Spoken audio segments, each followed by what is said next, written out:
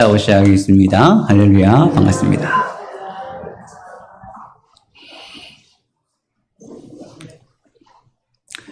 네, 감사합니다. 오늘은 12월의 첫 번째 주일입니다. 이제 12월 이제 올 한 해도 얼마 남지 않았어요. 이제 성탄절이 가까우고 이제 뭔가 이제 연말이 다가오고 있다는 것을 우리는 이제 피부로 느끼고 있습니다. 이제 얼마 남지 않은 이 2025년을 여러분 예배 잘 드리면서 하나님의 은혜 가운데 잘 마무리하고 또 2026년도 하나님의 은혜를 기대하면서 이 준비하는 이 모든 이 마지막 이 연말 12월이 되시기를 주님의 이름으로 축복합니다.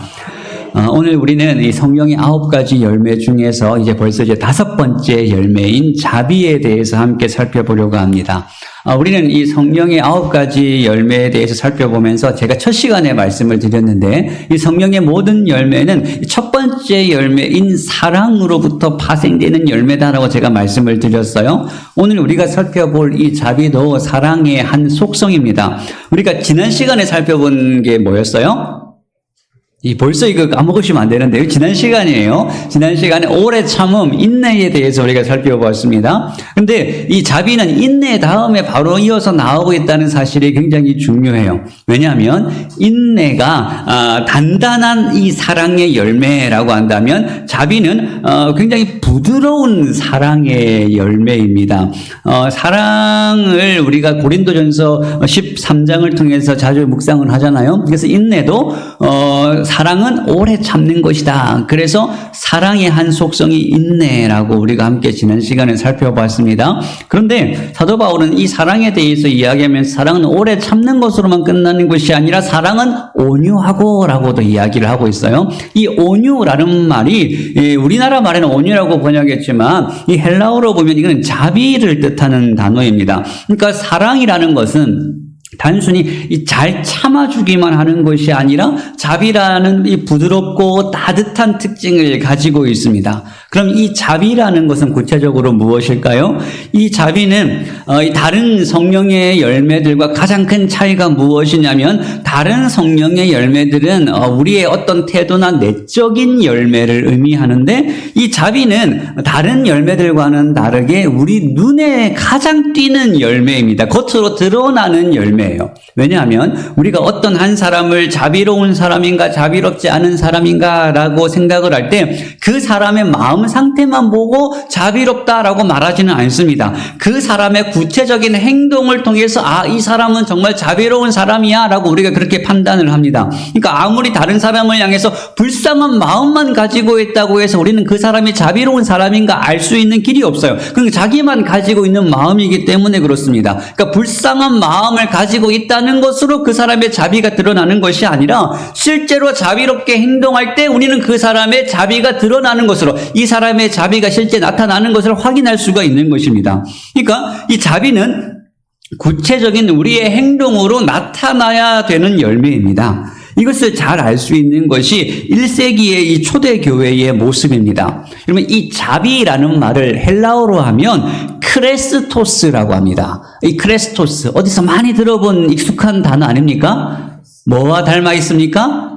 그리스도라는 말을 나타내는 헬라어 크리스토스와 닮아 있어요. 이 두 말이 같은 단어는 아니에요. 근데 우연찮게도 모음 하나 차이로 크레스토스, 크리스토스 하나 차이로 하나는 자비라는 말이 되고 하나는 그리스도라는 말이 됩니다. 그래서 1세기 로마 사람들은 이 단어를 종종 헷갈려 했습니다. 그래서 그리스도인이라고 부르면 크리스토스에서 파생된 크리스티아노스, 이게 그리스도인이라는 뜻이에요. 그런데 자비로운 사람이라는 말은 크레스티아노스입니다. 그러니까 모음 하나로 이 왔다 갔다 의미가 완전히 달라지는 거예요. 그래서 이 당시에 1세기 로마 사람들은 이 그리스도인들을 그리스도인이라고 불러야 되는데 이 말이 헷갈리니까 크레스티아노스, 자비로운 사람들, 그리스도인을 자비로운 사람들 이렇게 부르기 시작을 한 거예요. 그러니까 이 초대교회의 1세기의 그 당시에 다른 세상 사람들은 그리스도인이라면 어떻게 인식하고 있냐면 이 사람들은 자비 자비로운 사람들 이렇게 인식하고 있어요. 왜냐하면 그들의 삶이 실제로 자비로웠기 때문에 그렇습니다. 그래서 자비롭지 못한 그리스도인들을 보면 세상 사람들이 뭐라고 이야기했냐면 아니 당신은 예수를 믿는데 왜 자비롭지 않습니까? 이렇게 오히려 반문할 정도였어요. 그만큼 세상은 그리스도인이라고 하면 이 사람들은 자비로운 사람들이야. 이 사람들은 자비로워야 돼. 그렇게 인식을 하고 있었다는 거죠. 그만큼 그리스도인은 어떤 삶을 살아야 되냐면 자비를 말로만 행하는 사람, 말로만 외치는 사람이 아니라 실제로 자비를 행하는 사람이 되어야 된다는 것을 의미하고 있습니다. 그러면 이 자비란 그럼 구체적으로 무엇일까요? 자비는 제가 앞에서 말한 것처럼 다른 사람을 대하는 구체적인 우리의 행동과 태도를 말합니다. 다른 사람을 향하여 따뜻하고 온순하게 대하는 태도예요. 그런데 그 사람이 어떤 사람인지와 상관없이 그 사람을 귀하고 긍휼하게 여기는 모습을 말합니다. 그 사람의 능력이 어떻든지, 그 사람의 사회적 지위가 어떻든지, 그 사람이 부자이든지 가난하든지 그 사람의 외적인 조건이 아니라 그 사람의 필요를 보는 마음입니다. 그 사람의 필요에 반응하는 것이 자비입니다. 그러니까 자비라는 것은 다른 사람의 아픔과 고통과 필요를 보면 그걸 외면하지 않고 그를 돕기 위해서 실제로 행동하고 움직이는 행동으로 증명되는 사랑이 바로 자비입니다. 그리고 또 자비라는 것은 give and take가 아니에요.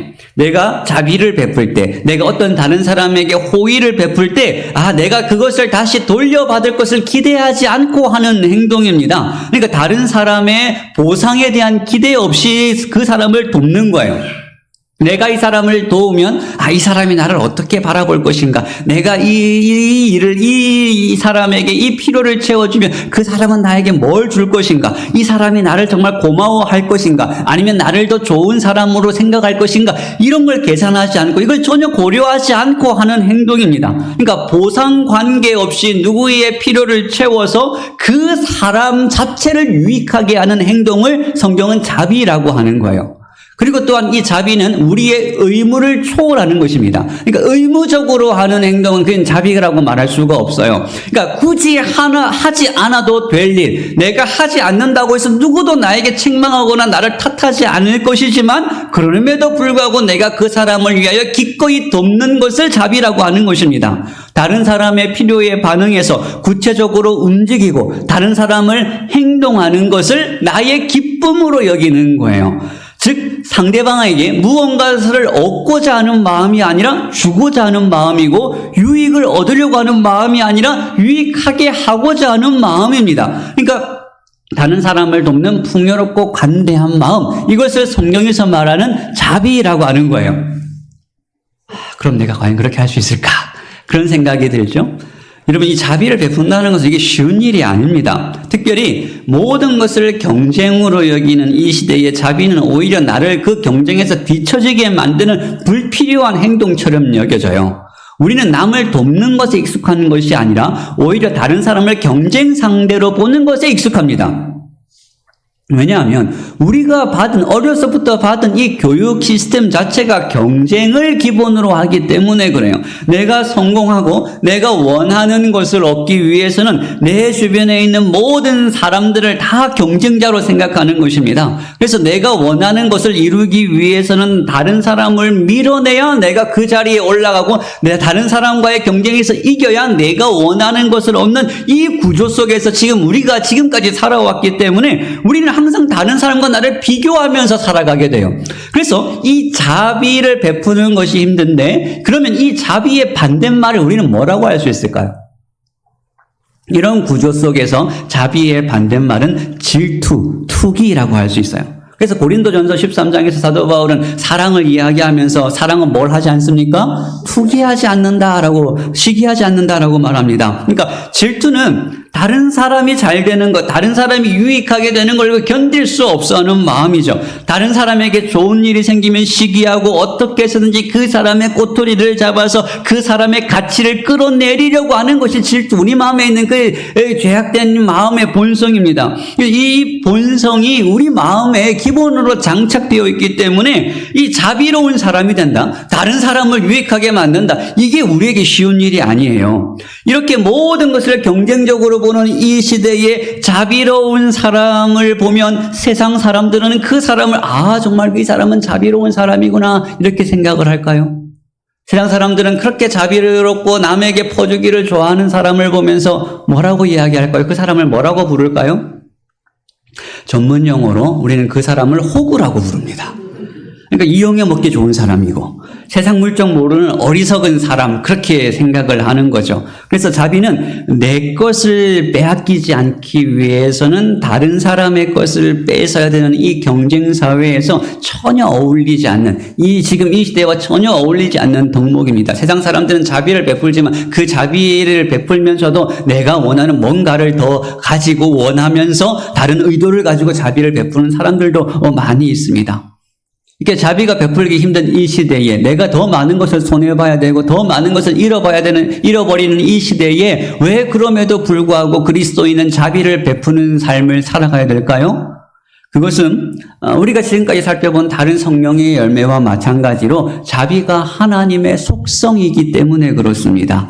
자비는 하나님의 가장 아름다운 속성이에요.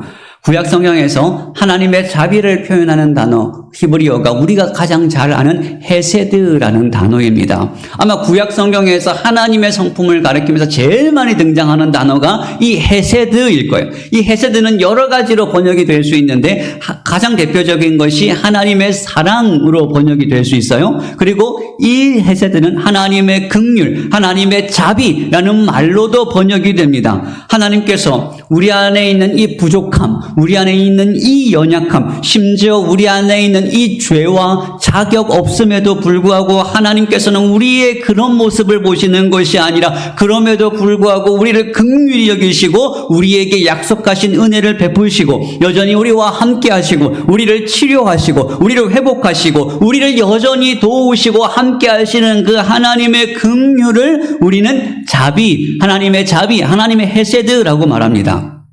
여러분 잘 기억하셔야 돼요.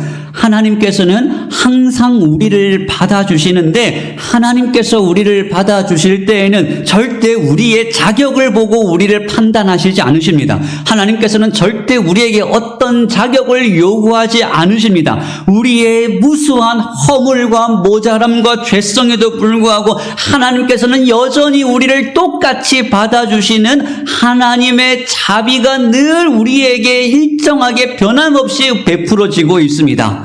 그래서 우리는 어떠한 우리의 연약함과 우리의 모습 속에서도 우리의 아버지 되시는 하나님께 담대하게 나갈 수가 있는 거예요. 하나님의 자비를 의지하여서 우리는 하나님 앞에 언제든지 나갈 수가 있는 것입니다. 그래서 시편 23편 마지막에서 다윗이 하나님의 이 자비를 어떻게 노래하고 있습니까? 내 평생의 선하심과 인자하심이 반드시 나를 따르리니 라고 합니다. 여기서 인자하심, 이게 바로 헤세드예요. 그러니까 하나님의 자비입니다. 우리를 긍휼히 여기시고 우리를 돌보시고 우리를 받아주시는 그 하나님의 자비, 그 인자하심, 그 헤세드가 어떤 한순간에만 우리를 따라오는 것이 아니라 어떤 특정한 사건과 특정한 시간에만 우리에게 적용되는 것이 아니라 내 평생에 반드시 나를 따른다는 거예요. 단 한순간도 하나님의 자비는 여러분의 삶에서 단 한순간도 항상 언제나 변함없이 우리에게 지금 이 순간도 임하고 있다는 것입니다. 그래서 이런 하나님을 다윗은 뭐라고 표현하고 있습니까? 여호와는 나의 목자시니 내게 부족함이 없으리로다. 하나님께서 나의 목자가 되신다는 거예요. 여러분, 목자는 어떤 사람입니까?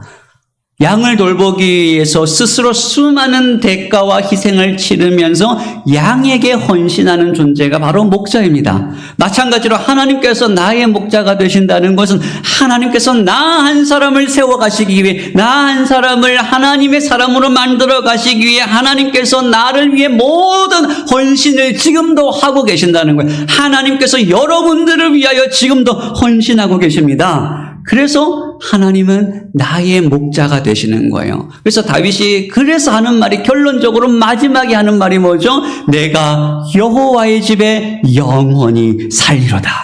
내가 영원히 하나님과 함께 하겠다는 것입니다. 내 삶의 고비마다 지금도 나를 위하여 일하시고 나를 위하여 자비를 베푸시고 나를 위하여 헌신하는 그 하나님을 항상 영원히 그의 집에 내가 그와 함께 머물겠다라고 다짐을 하는 것입니다.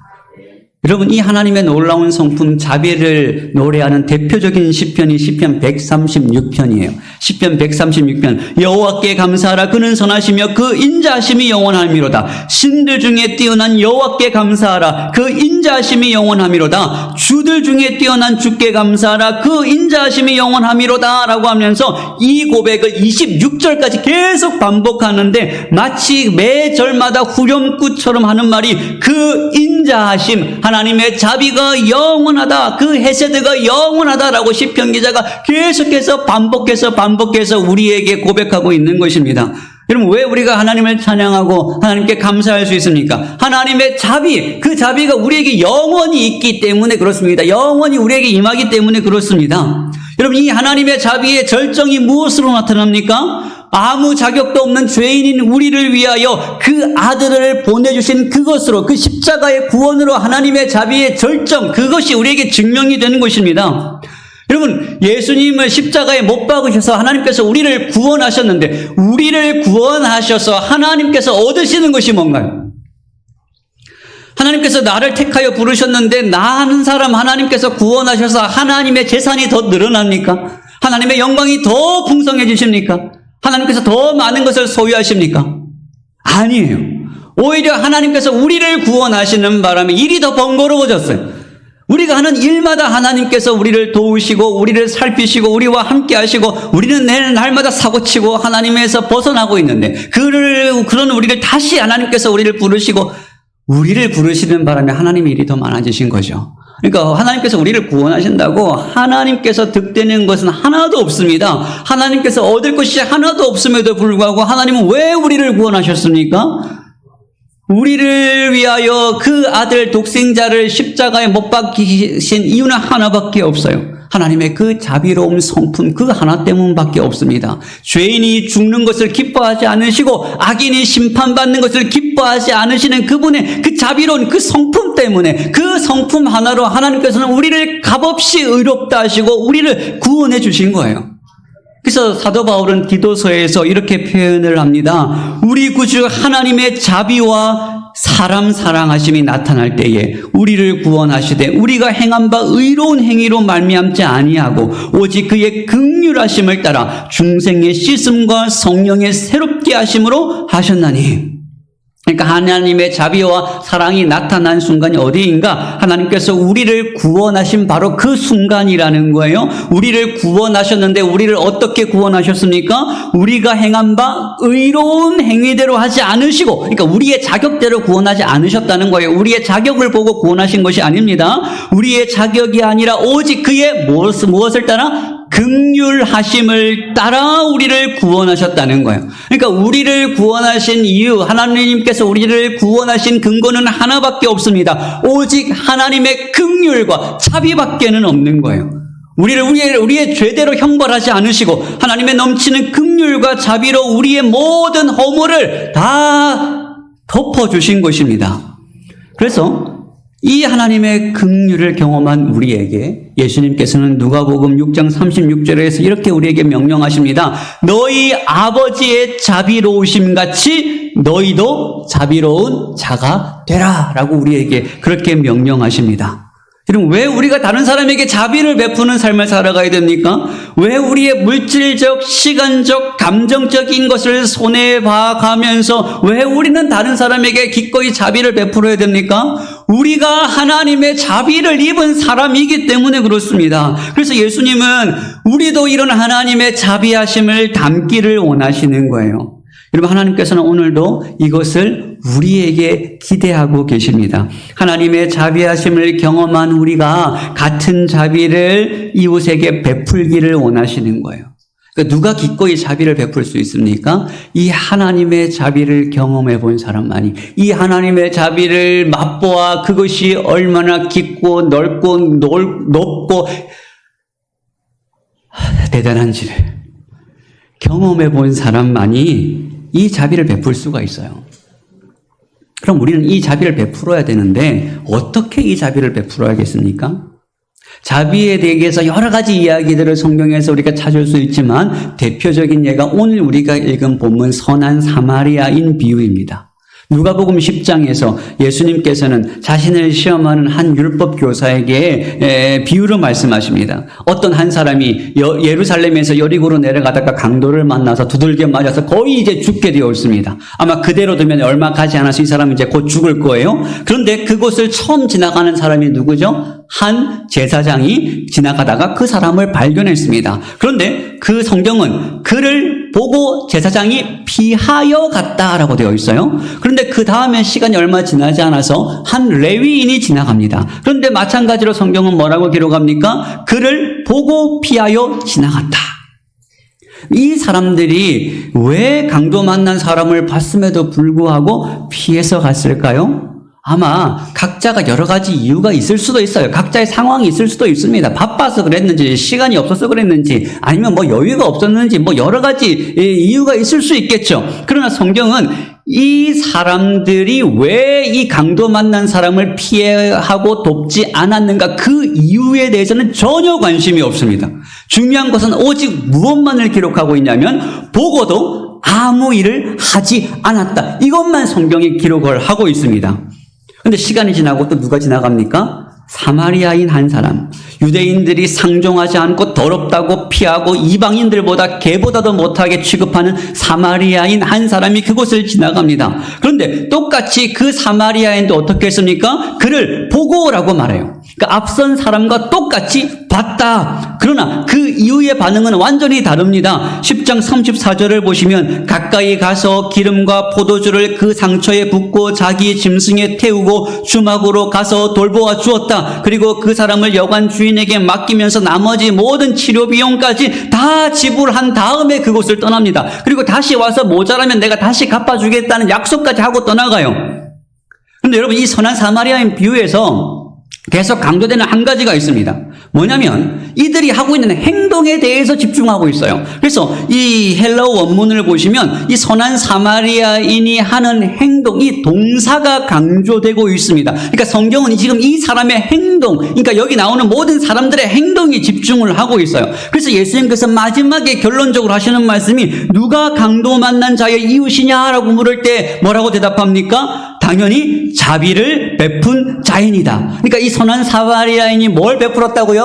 자비를 베풀었다. 그러니까 예수님께서 뭐라고 말씀하십니까? 가서 너도 이와 같이 하라라는 거예요. 다른 말로 바꾸면 너도 자비를 베푸는 사람이 되라라고 명령하시는 것입니다.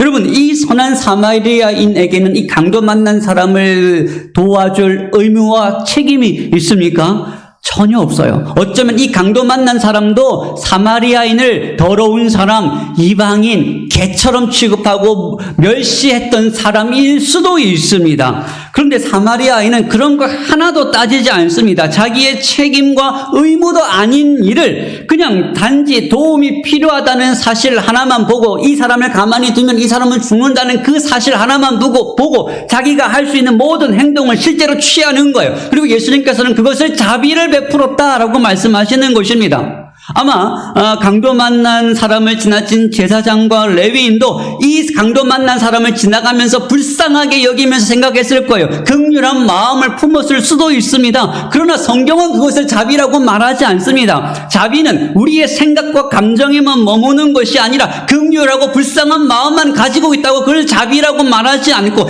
행동하고 실천하는 것을 성경은 자비라고 말하고 있는 것입니다. 그래서 야고보서에는 율법에 대한 이야기를 쭉 하다가 야고보서가 마지막으로 결론적으로 하고 있는 말이 야고보서 2장 13절입니다. 긍휼을 행하지 아니하는 자에게는 긍휼 없는 심판이 있으리라. 긍휼은 심판을 이기고 자랑하느니라. 여기서 긍휼, 자비를 말하고 있어요. 자비를 행하지 않는 자는 마지막 심판 때에서 자비를 얻을 수 없다는 것입니다. 왜냐하면 긍휼은 심판을 이기고 자랑하기 때문이에요. 여러분, 우리가 심판을 이길 수 있는 이유는 무엇입니까? 하나님의 자비와 긍휼 때문이죠. 하나님의 긍휼이, 하나님의 자비가 우리가 받을 심판을 이긴 것입니다. 그래서 우리는 우리가 받은 그 하나님의 자비와 긍휼을 어떻게 하게 됩니까? 자랑하게 되는 거예요. 그러니까 예수를 믿음으로써 하나님의 조건 없는 긍휼과 자비를 받은 사람은 반드시 그냥 그 자비를 내 것으로만 몸을 가지고 있는 것이 아니라 그 자비와 긍휼을 흘려보내는 사람이 되어야 된다는 것입니다. 그러니까 무엇이 율법에 대한 순종인가? 율법에 순종하는 것은 단순히 율법의 조항과 계명을 지키는 것이 아니라 예수님께서 선한 사마리아인 비유를 통해서 우리에게 가르쳐 주신 대로 기꺼이 내가 다른 사람의 이웃이 되어주는 것이죠. 그리고 이웃이 되어준다는 것은 예수님의 긍휼을 따라 살아가는 것입니다. 긍휼을 실천하고 자비를 베푸는 삶을 살아가는 거예요. 만약에 이런 삶을 살아간다면 우리는 율법이 요구하는 모든 것을 우리는 다 성취한 것이 되는 것입니다. 왜냐하면 이것이 하나님께서 우리에게 원하시는 모습이기 때문에 그래요. 미가서를 보시면 미가서 6장에서 미가 선지자가 이렇게 이야기합니다. 사람아, 주께서 선한 것이 무엇임을 내게 보이셨나니 여호와께서 내게 구하시는 것은 오직 정의를 행하며 인자를 사랑하며 겸손히 내 하나님과 함께 행하는 것이 아니냐. 하나님께서는 미가 선지자를 통해서 우리가 가진 이 신앙을 두 가지로 요약하셨습니다. 우리의 신앙은 하나님과 동행하면서 살아가는 것인데 그 동행함은 무엇으로 나타나야 되냐면 첫 번째는 바른 정의를 행하는 것. 두 번째는 인자. 여기서 인자는 자비를 말합니다. 헤세드를 사랑하는 것이라고 분명히 말씀하십니다. 그런데 여러분 뭔가 이상하지 않으세요? 공의는 뭐 하는 거예요? 행하는 거예요. 그런데 인자는, 자비는 베푸는 것, 행하는 것이 아니라 사랑하는 것이다 라고 말씀하십니다. 여러분, 왜 인자와 자비는 사랑하는 거예요? 우리의 구체적인 행동을 요구하는 것이 자비인데 단순히 자비는 행하는 것이 아니라 사랑하는 것이다 라고 말씀하십니다. 하나님께서 기뻐하시는 것은 우리가 자비를 그냥 의무적으로 행하기만 기뻐하시는 것이 아니라 그 자비를 사랑하기를 원하시는 거예요. 우리의 그 사랑, 하나님을 향한 사랑과 이웃을 향한 그 사랑으로 그 자비를 실천하기를 원하시는 것입니다. 그 마음을 하나님께서 기뻐하신다는 거예요. 자비를 사랑하기를, 자비를 행하기를 기뻐하는 우리의 마음을 하나님께서 기뻐하시는 것입니다. 또 우리가 자비를 베푸는 것을 하나님께서 얼마나 기뻐하시는지 잠언 19장 17절에 가난한 사람을 돕는 것은, 자비를 베푸는 것은 여호와께 빌려주는 것이니 여호와께서 그의 선행을 어떻게 하신다고요? 반드시 갚아주실 것이다. 우리가 자비를 베푸는데 자비를 베푸는 것은 그것은 어떤 행동입니까? 가난한 사람을 단순히 돕는 것에서 끝나는 것이 아니라 하나님께 빌려드리는 것이다. 옛날 성경에는 하나님께 구워드리는 것이다 라고 했어요. 즉 하나님을 향하여 우리가 자비를 베푼 일이 된다는 것입니다. 우리는 이 사람을 도왔는데 이 사람을 돕는 것이 아니라 우리는 누구에게 자비를 베푼 거예요? 하나님께 자비를 베푼 거예요. 그래서 하나님께서는 그 자비를 하나님께서 받으셨기 때문에 어떻게 하십니까? 반드시 우리에게 갚아주신다는 것입니다. 하나님께서는 우리가 하나님으로부터 받은 자비를 다른 사람에게 흘려보낼 때 그 자비가 결코 사라지지 않는다라고 말씀하십니다. 하나님께서는 우리가 베푼 그 자비를 기억하시고 하나님의 자비를 하나님의 축복으로 우리에게 갚아주신다는 거예요. 그러니까 자비는 어떤 특징이 있습니까? 하나님의 자비가 우리에게 임합니다. 우리는 그 자비를 경험합니다. 그 자비를 경험해서 그 자비를 우리가 또 다른 사람에게 흘려보냅니다. 우리가 그 사람에게 그 자비를 흘려보내면 하나님께서는 그것을 하나님께 베푸신 자비로 받으십니다. 그 자비를 받으신 하나님께서 기뻐하셔서 또 우리에게 축복을 베풀어 주십니다. 그러면 그 은혜를 받은 우리는 또 그 은혜를 또 흘려보내게 되겠죠. 그러니까 자비라는 것은 그냥 한쪽 방향으로 흘려가고 끝나는 것이 아니라 계속해서 돌고 돌아서 우리에게 돌아오는 특징이 있습니다. 예수님께서도 이렇게 말씀하셨어요. 내가 줄일 때 너희가 먹을 것을 주었고 목마를 때 마시게 하였고 나그네 되었을 때 영접하였고 헐벗었을 때에 옷을 입혔고 병들었을 때에 돌보았고 옥에 갇혔을 때에 와서 보았느니라. 여러분, 우리가 언제 예수님께 물을 드렸고 우리가 언제 예수님을 돌보아 드린 적이 있습니까? 우리는 예수님을 섬긴 적이 없어요. 그런데 예수님께서는 그렇게 했다는 거예요. 그럼 우리가 언제 예수님을 섬기고 언제 우리가 예수님께 자비를 베풀고 예수님을 섬겼습니까? 예수님께서는 직접 우리에게 이렇게 말씀하셨습니다.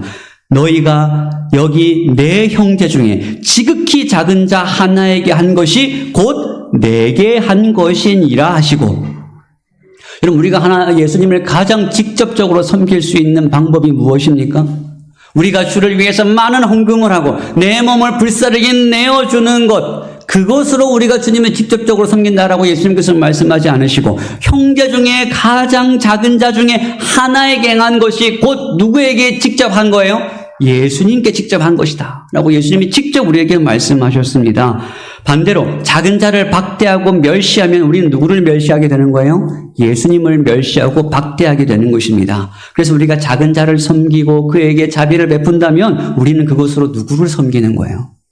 예수님을 섬기는 거예요. 우리가 예수님을 섬길 수만 있다면 우리는 충분히 다른 사람에게 돌려받지 못하더라도, 우리가 일방적으로 자비를 베풀더라도 우리는 충분히 그 자비를 베풀 만한 의미가 우리에게 있지 않습니까?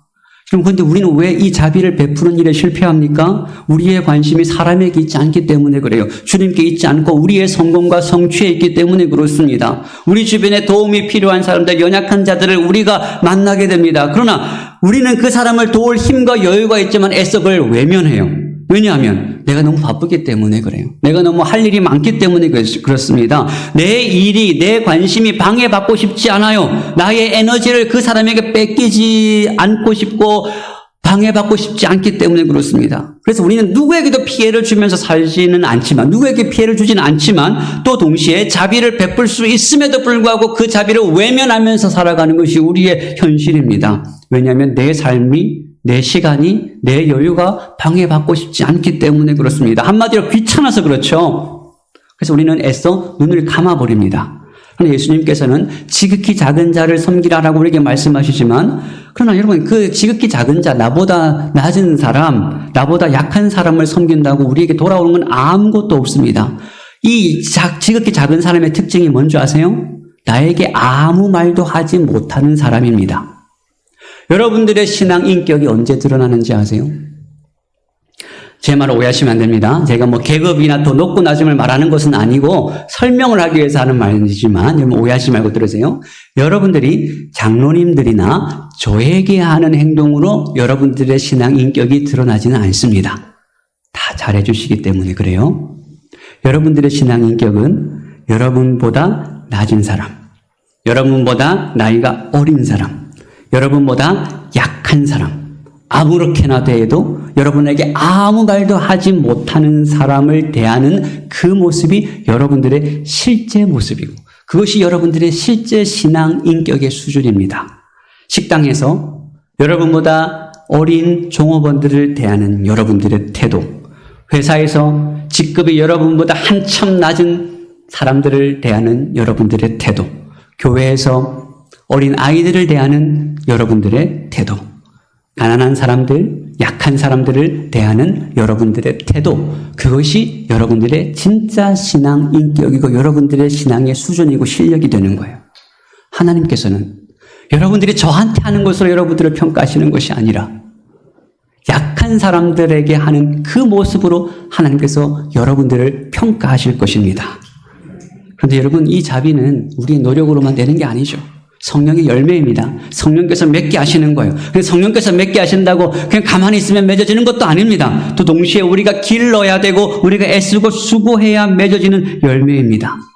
여러분, 불친절한 식당에 가면 아무리 그 식당 밥이 맛있어도 여러분 그 식당 다시 두 번 다시 가시는 건가요? 안 가잖아요. 마찬가지로 불친절한 교회도 가고 싶지 않아요. 저는 우리 교회가 늘 가고 싶은 교회, 항상 머물고 싶은 교회가 되기를 주님의 이름으로 축복합니다. 여러분, 다른 사람이 불친절하다, 다른 사람이 어떤다, 그거 여러분 따지지 마시고 나부터 친절을 베푸는 사람이 되시기를 바랍니다. 내가 뭐 하나 더 얻으려고 하는 것이 아니라 나눠주고 베풀기를 기뻐하는 여러분들이 되시기를 바랍니다. 예수님께서 하신 말씀이에요. 남에게 대접받고자 하는 대로 너희도 남을 대접하라. 이 황금률을 우리에게 주셨어요. 그러니까 여러분들이 먼저 자비로운 사람이 되시기를 바랍니다. 그래서 그 자비가 여러분들의 가정과 여러분들의 일터와 여러분들의 교회로 흘러가서 우리가 사랑하는 모든 것이 하나님이 주시는 자비로 풍성하고 아름다운 곳이 되기를 주님의 이름으로 축복합니다. 여러분 오늘 이것이 여러분들의 기도 제목이 되시기를 바랍니다. 주님의 자비로 나를 덮어주시고 그 자비로 내가 누군가를 품고 섬기게 하소서. 이것이 여러분들의 기도 제목과 사모가 되기를 주님의 이름으로 축복합니다. 기도하겠습니다.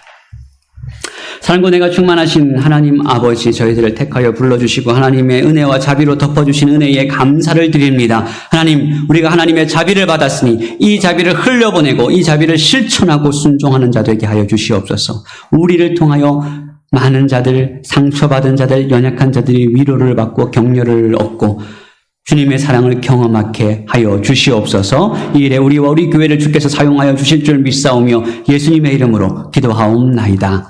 아멘. 이 시간